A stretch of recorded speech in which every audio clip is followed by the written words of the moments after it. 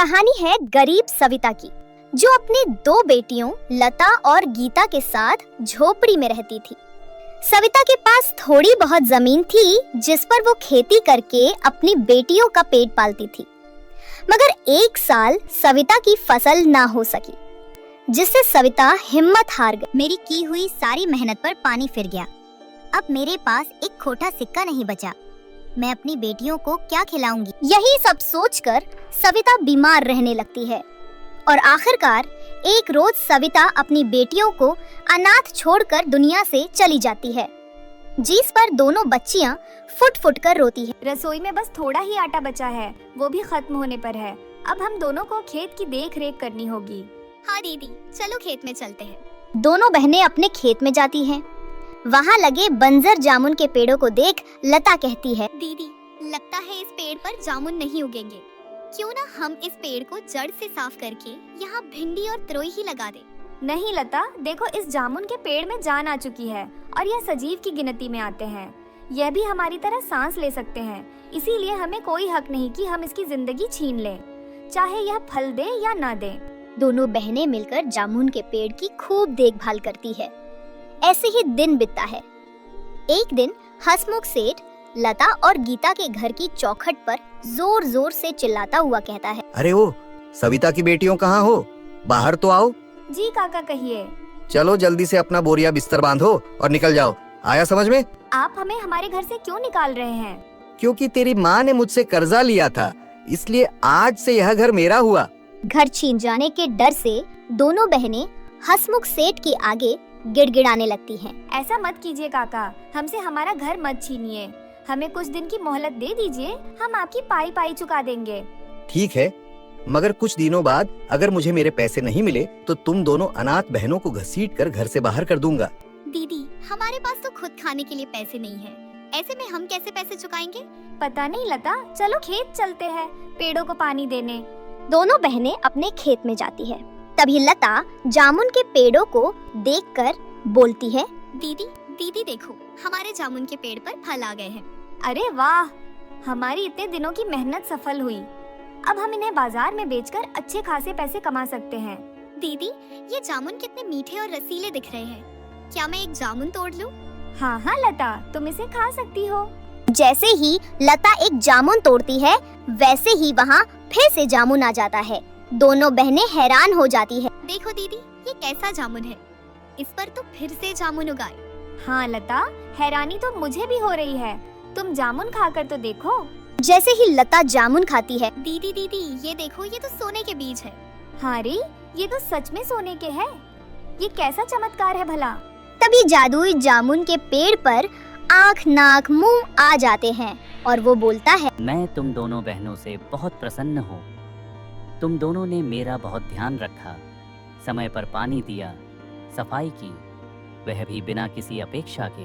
अरे ये क्या, तुम तो बोल सकते हो।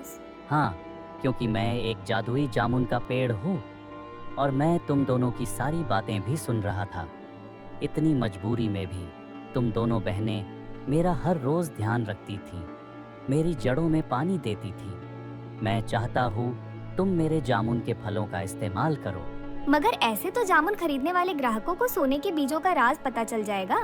नहीं नहीं, सोने के बीज सिर्फ उसी जामुन में होंगे जिसे तुम अपने लिए तोड़ोगे। उसके बाद दोनों बहनें ढेर सारे जामुन तोड़कर उन्हें बाजार में बेचने पहुंच जाती हैं। कैसे दिए जामुन? 40 रुपए किलो है चाचा। इतने सस्ते भाव में? क्या बात है, जामुन खट्टे हैं क्या? अरे नहीं नहीं काका, ये तो अमृत के जैसे मीठे हैं। खुद ही खाकर देख लो काका। ये तो सच में अमृत के सामान है। अच्छा तो 2 किलो दे दो मुझे। ग्राहकों की भीड़ देखकर वही दूर खड़े पति पत्नी की नजर उन चमचमाती जामुनों पर पड़ती। सुनिए ना जी, देखिए वह जामुन कितने सुंदर और रसीले लग रहे हैं। चलिए ना लेते हैं। अरे मेरी प्यारी, तुम तो खुद ही मीठी इमरती हो। जामुन खाकर क्या करोगी पगली? अरे काका, ले लीजिए ना, इतना मन है काकी का तो। हमारे जामुन भी सस्ते हैं। अच्छा ठीक है, चलो 1 किलो दे दो फिर। ऐसे ही हर दिन दोनों बहनें जामुन तोड़कर बाजार में बेचा करती थीं, जिससे उनके घर में छाई गरीबी पूरी तरह से मिट जाती है। तभी एक दिन हसमुख सेठ उनके घर आता है। अरे ओ लता गीता, चलो बाहर आओ, लाओ मेरे पैसे। ये लीजिए आपके पूरे पैसे। अब फिर कभी हमारे घर की चौखट पर मत आना। पैसे लेकर हसमुख सेठ वहाँ से जाने का नाटक करता है। वो घर के पीछे छिप जाता है। वही दोनों बहनें जादुई जामुन के पास जाती है और हसमुख उन दोनों का पीछा करते जामुन के खेत में आ जाता है। जागो जादुई जामुन के पेड़, हम तुमसे मिलने आए हैं। आओ आओ, तुम बहनों का स्वागत करता हूँ। जानते हो जादुई जामुन के पेड़, आज तुम्हारी मदद से हमने सारा कर्जा चुका दिया। अब हमसे हमारा घर कोई नहीं छीनेगा। इस पर जादुई जामुन का पेड़ खुश होकर कहता है, तो फिर इसी बात पर मुंह मीठा करो, लो ताजे रसीले जामुन खाओ। ऐसा कहते हुए पेड़ खूब सारे जामुन बरसाने लगता है। तभी दूर एक पेड़ के पीछे छिपकर हंसमुख यह सब देख रहा होता है। तभी जामुन का पेड़ अपने जादू से हंसमुख सेठ को अपने पास खींच लेता है। छोड़ दे मुझे, छोड़ दे। अरे ओ पेड़, मैं कहता हूँ मुझे छोड़ दे, मुझे छोड़ दे, वरना मैं कुल्हाड़ी से काट दूंगा तुझे, और फिर इन दोनों अनाथ बहनों को भी नहीं छोड़ूंगा। छोड़ दे मुझे। इन बहनों को अनाथ समझने की गलती मत करना, वरना मैं खलबली मचा दूंगा। समझ में आया तुझे? ऐसा बोलकर जादुई जामुन का पेड़ हंसमुख को अच्छे से मजा चखाता है, जिसके बाद हंसमुख बिल्ली की तरह भाग जाता है। और ये देखकर दोनों बहनें खिलखिलाकर हंस पड़ती है और खुशी खुशी अपनी जिंदगी बिता। ढोलकपुर नाम के गांव में अमित अपनी माँ, छोटी बहन मिताली और पत्नी सवी के साथ रहता था। उसके पिता का देहांत होने से पहले वह उसकी छोटी बहन की शादी की सभी जिम्मेदारियां उस पर सौंप गए थे। अमित एक किसान था, इसलिए अपनी बहन की शादी के पैसे जोड़ने के लिए वह बहुत मेहनत करता था। इस बार खेत में अच्छी खासी भिंडी की फसल उग जाएगी तो बाजार में उन्हें बेचकर अच्छे पैसे कमा लूंगा। इस बार मैं मिताली की शादी के लिए अच्छे खासे पैसे जोड़ लूंगा और अगले साल तक उसकी शादी करवा दूंगा। वो सब तो ठीक है, लेकिन जो पिछले साल आपने खेत के लिए सेठ जी से ब्याज पर पैसे उठाए थे, वो उन्हें वापस किए या नहीं? उनके ज्यादातर पैसे तो मैंने वापस कर दिए हैं। बाकी थोड़े बहुत बचे हुए पैसे मैं इस महीने लौटा दूंगा। उसके बाद जो भी पैसे बचेंगे उनको बैंक में मिताली की शादी के लिए जमा करवा दूंगा। हाँ, अच्छा ठीक है, पहले हम दोनों खेत में चलकर सारी भिंडियाँ तोड़ लेते हैं, नहीं तो फसल खराब हो जाएगी। दोनों पति पत्नी भिंडी की फसल तोड़ने के लिए खेत में जाते हैं। सारी फसल तोड़कर अमित उन्हें लेकर बाजार में जाता है, तो इतनी हरी हरी और ताजी भिंडी देखकर सभी ग्राहक खींचे चले आते हैं। भैया, भिंडियाँ तो बिल्कुल ताज़ी और हरी भरी है। मैंने आज तक यहाँ पर इस बाजार में इतनी ताज़ी भिंडियाँ नहीं देखी। आपने इन भिंडियों को गांव से मंगाया क्या? अरे नहीं, इन्हें तो मैंने अपने खेत में उगाया है। मैं अपनी फसल को उगाने के लिए अच्छी खाद का इस्तेमाल करता हूँ, इसलिए फसल भी बहुत अच्छी उगती है। हाँ, यह जरूर है कि अच्छी खाद खरीदने के लिए पैसे थोड़े ज्यादा देने पड़ते हैं। ऐसे ही हरी भरी ताजी भिंडी को देखकर ग्राहकों की भीड़ लग जाती है। अरे वाह, मेरी आज की कमाई तो बहुत ही अच्छी हुई है। अगर एक हफ्ते तक ऐसी ही कमाई होती रही तो मैं सेठ जी के बाकी के पैसे भी इसी हफ्ते चुका दूंगा। अगले एक हफ्ते में अमित की कमाई बहुत ही अच्छी होती है। धीरे धीरे करके वह अपनी इस बार की भिंडी की सारी फसल को बेच देता है, जिससे उसके पास अच्छे खासे पैसे आ जाते हैं। इस बार तो बहुत ही अच्छा मुनाफा हुआ है। ये सेठ जी के पैसे उन्हें दे आता हूँ, बाकी बचे हुए पैसों को बैंक में जमा करवा दूंगा। अमित सेठ जी के पैसे लेकर उनके पास जाता है, तो सेठ जी उनको देखकर कहते हैं, अरे भाई अमित, यह तो ठीक है, लेकिन तू मेरे बाकी के पैसे कब देगा रे? बाकी के पैसे? मैं कुछ समझा नहीं सेठ जी। इसमें भला ना समझने वाली कौन सी बात है रे? तूने मुझसे 1 साल पहले ब्याज पर पैसे लिए थे। मैंने तुझे वह चुकाने के लिए 6 महीने का समय दिया था, लेकिन तूने उस समय को खींचकर 1 साल कर दिया। अब जो तूने मुझे 6 महीने देरी से पैसे दिए हैं, उनका ब्याज तो मैं तुझसे लूंगा ही ना। सेठ जी, ऐसा मत कीजिए। आपको तो पता है कि मेरी माँ बीमार हो गई थी, इसलिए पैसे देने में इतना समय लग गया। अगर उस समय माँ बीमार ना हुई होती तो मैं तभी आपके पैसे चुका देता। देख अमित, तेरे घर में क्या चल रहा है उससे मुझे कोई मतलब नहीं है, समझा? मुझे तो बस मेरे पैसे चाहिए। अगर मैं ऐसी ही कहानियां सुनकर हर किसी पर तरस खाने लगा तो मेरा तो नुकसान हो जाएगा ना। तेरा 6 महीने का ब्याज लगाकर अभी भी पूरे 50,000 रुपए बाकी है, समझा? अगर तूने कल तक वह पैसे नहीं चुकाए तो कल से तेरा खेत मेरा हो जाएगा। अब जा यहाँ से और कल तक मुझे मेरे पूरे पैसे चुका दे। अमित सेठ जी के सामने खूब मिन्नतें करता है, लेकिन सेठ जी उसकी कोई भी बात नहीं सुनते। वह निराश परेशान होकर अपने घर आता है। और अपने खेत को बचाने के लिए वह इस बार कमाए हुए अपने सभी पैसे सेठ जी को ब्याज के तौर पर दे देता है। मेरी इस बार की सारी मेहनत सेठ जी के पैसे चुकाने में ही चली गई। मुझे नहीं पता था कि सेठ जी मुझसे 6 महीने देरी से पैसे चुकाने पर इतना ब्याज लेंगे। अब जो हो गया सो हो गया। कम से कम हमारे पास इतने पैसे तो बचे हैं जिससे हम दोबारा से भिंडी की फसल उगा सके। इस बार फसल बेचकर जो पैसे आएंगे आप उन्हें बचा कर रखना, और बस एक बात याद रखना कि चाहे कुछ भी हो दोबारा कभी कर्जा नहीं लेंगे। एक कर्जा चुकाने के लिए देखा ना हमारा कितना नुकसान हो गया। अब फिर से मुझे मिताली की शादी के लिए 1 साल और रुकना पड़ेगा। पता नहीं मेरी बहन के साथ ये क्या हो रहा है। भैया आप मेरी शादी के लिए इतनी चिंता मत करो। आप हमेशा मेरी शादी की टेंशन लेते रहते हो। ऐसा ही रहा तो आप बीमार हो जाओगे। और सच बताऊं तो मैं शादी करना भी नहीं चाहती। मैं तो बस आप लोगों के साथ रहना चाहती हूँ। लेकिन ऐसा मुमकिन तो नहीं है ना मिताली। हर लड़की को एक ना एक दिन अपना मायका छोड़कर अपने ससुराल तो जाना ही पड़ता है। अमित फिर से अपने खेत में भिंडी की फसल उगाता है। इस बार भी पिछली बार की तरह उसके खेत में बहुत ही अच्छी फसल उगती है। भगवान की दया से इस बार भी मेरे खेत में बहुत ही अच्छी भिंडी की फसल उगी है। अगले हफ्ते तक सारी भिंडी अच्छी तरह से पक जाएगी। उसके बाद मैं इन्हें तोड़कर अच्छे दाम पर बेचूंगा। इस साल तो मैं पक्का मिताली की शादी करवा ही दूंगा। ऐसे ही एक हफ्ता बीतता है। तभी भिंडी की फसल तोड़ने से एक रात पहले ही अचानक मौसम खराब हो जाता है और आधी रात को बहुत तेज बारिश शुरू हो जाती है, जिस वजह से अमित की इतने दिनों की मेहनत मिट्टी में मिल जाती है। अगले दिन जब अमित उठकर अपने खेत को देखता है तो अपने खेत की ऐसी हालत देखकर वह रोने लगता है। हे भगवान, ये तूने मुझ गरीब पर कैसा अत्याचार किया है। पिछली बार पैसे कमाए तो सारे सेठ जी ने ले लिए। इस बार पैसे कमाने वाला था तो तूने बरस कर मेरी सारी फसल खराब कर दी। मिताली की शादी करना तो दूर, अब तो घर में खाने के भी लाले हैं। मैं कैसे अपने परिवार का पेट भरूं और कहां से अगली फसल उगाने के लिए पैसे लाऊंगा। अमित जी, अब परेशान होने से भला क्या फायदा। जो होना था वह तो हो गया। पता नहीं भगवान हमसे क्या चाहता है। अब तो हमें 2 वक्त की रोटी खाने के लिए भी सेठ जी से कर्जा लेना होगा, वरना हम सब भूख से ही मर जाएंगे। बारिश की वजह से हुए नुकसान की वजह से अमित सेठ जी से कर्जा मांगने जाता है। सेठ फिर से उसे ब्याज पर पैसे दे देते हैं, लेकिन इस बार वह उसका खेत अपने पास गिरवी रख लेते हैं। अगर इस बार 3 महीने के अंदर अंदर तूने मेरा पूरा ब्याज नहीं चुकाया तो मैं तेरे खेत को जब्त कर लूंगा, समझ ले। ठीक है सेठ जी। अमित उन पैसों से अपने घर में राशन लाता है और अपने खेत में फिर से भिंडी की फसल उगाता है।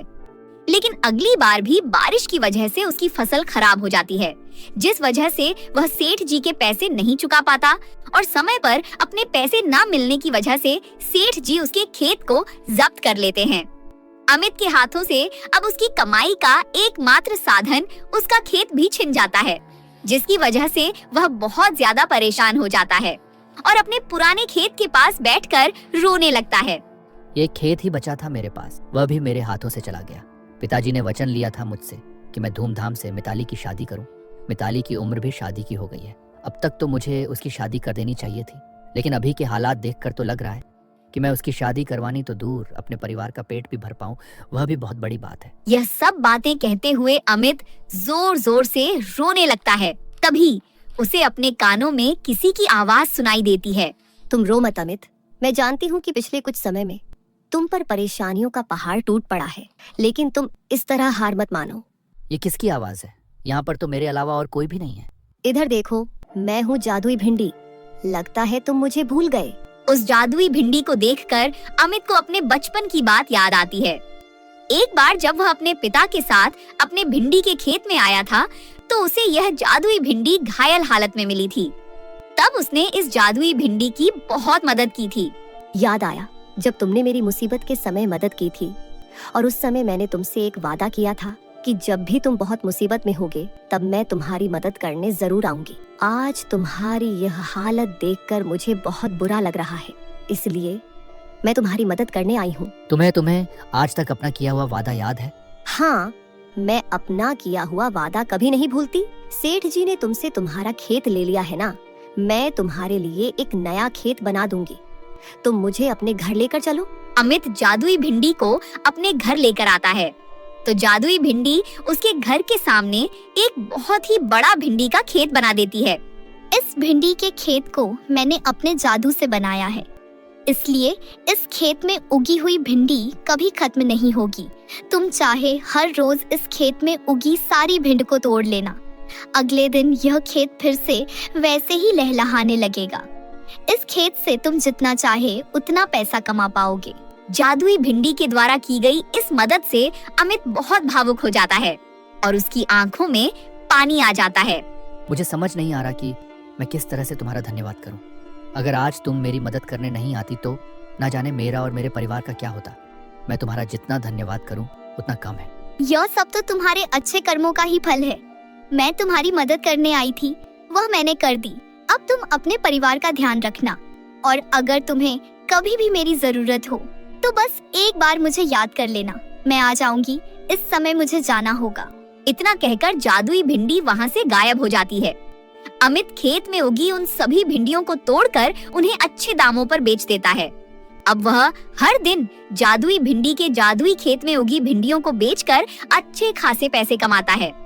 कुछ ही महीनों में वह गांव का सबसे अमीर आदमी बन जाता है।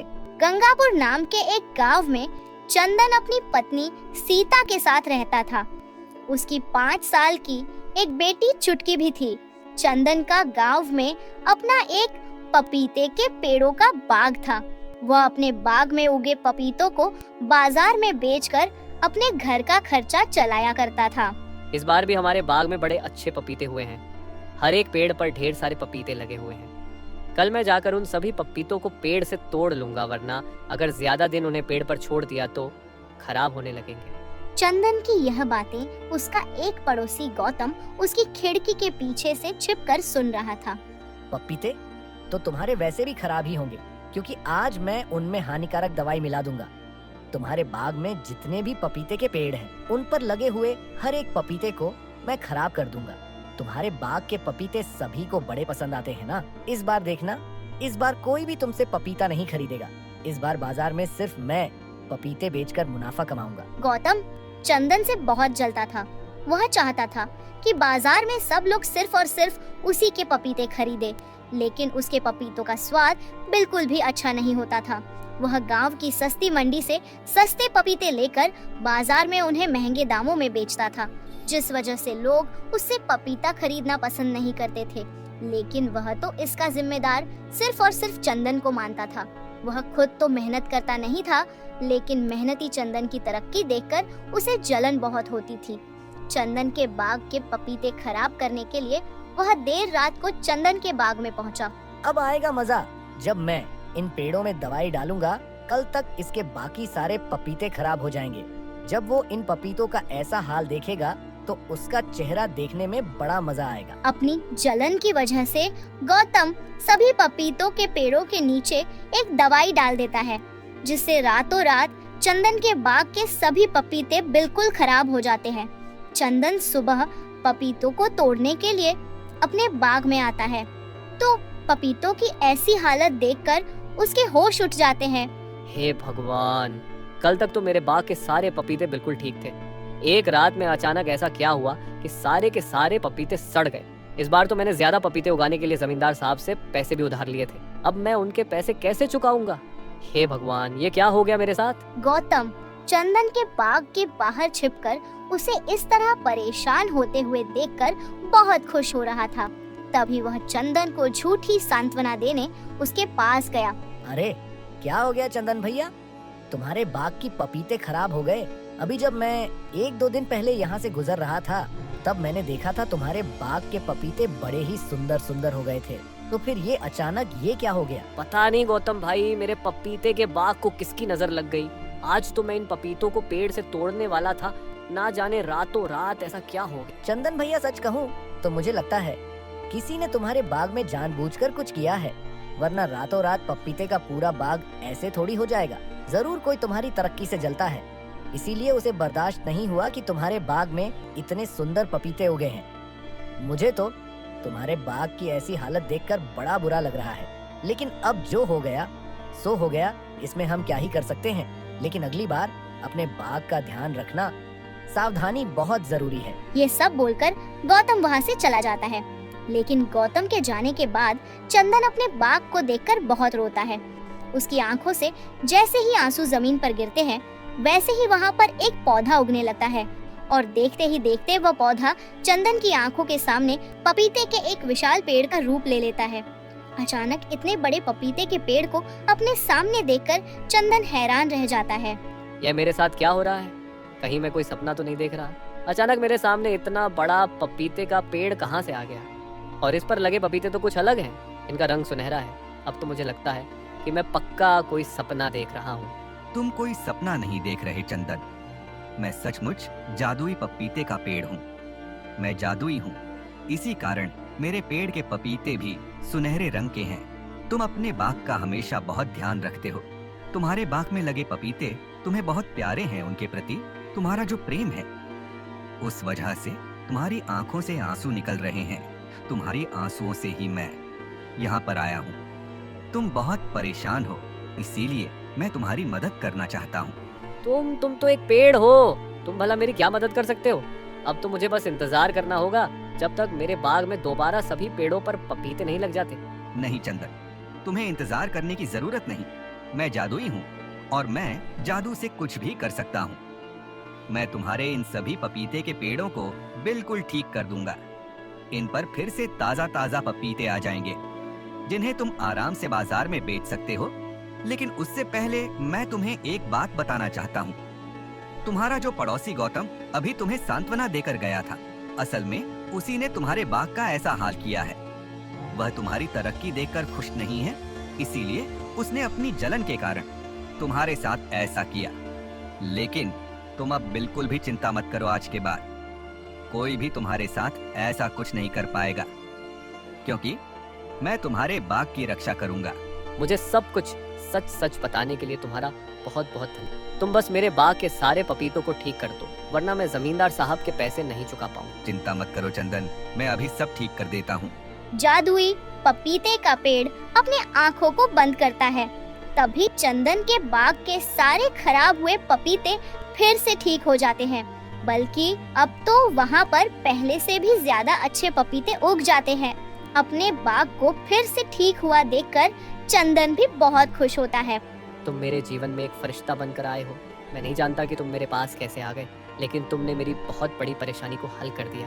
अगर मैं तुम्हारे लिए कुछ कर पाऊँ तो मुझे बहुत खुशी होगी। नहीं चंदन, मुझे तुमसे कुछ भी नहीं चाहिए। मैं तो बस तुमसे एक ही बात कहूँगा। आज के जमाने में लोगों के अंदर से अच्छाई खत्म होती जा रही है। वे दूसरों को मुसीबत में देखकर उनकी मदद नहीं करते।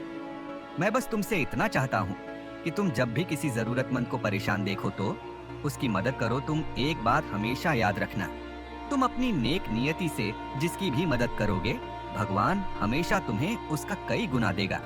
मैं जानता हूँ जादुई पपीते के पेड़, लेकिन मैं लोगों की मदद इसलिए नहीं करता कि मुझे इसके बदले में भगवान से कुछ अपेक्षा है।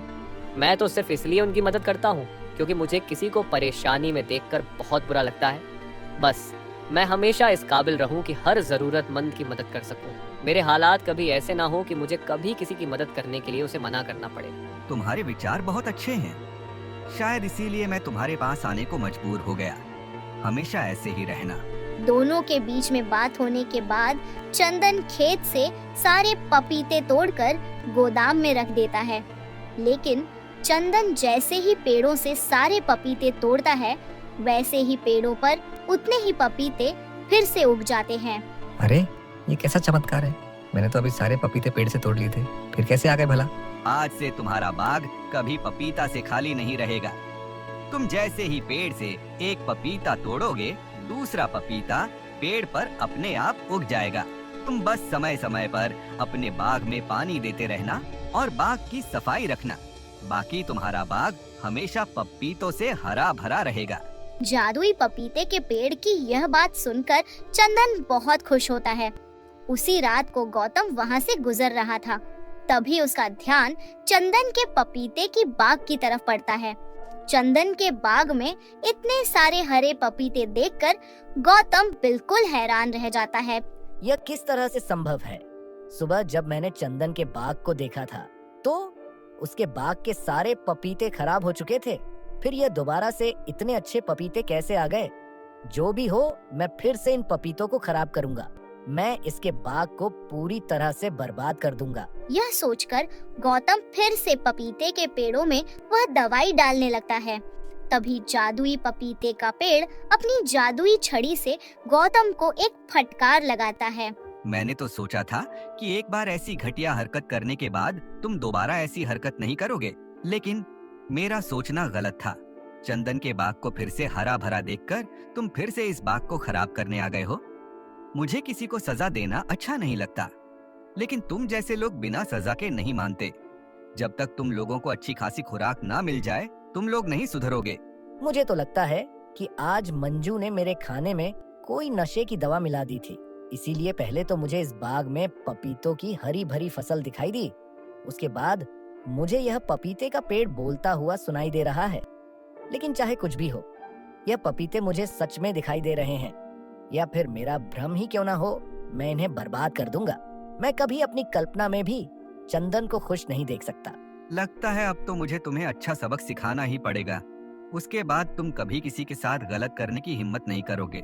इतना बोलकर जादुई पपीते का पेड़ जादुई डंडे को इशारा करता है तो वह गौतम की बहुत बुरी तरह पिटाई करना शुरू कर देता है। गौतम उससे डरकर वहां से इतनी फुर्ती से भागता है कि दूर दूर तक दिखाई नहीं देता।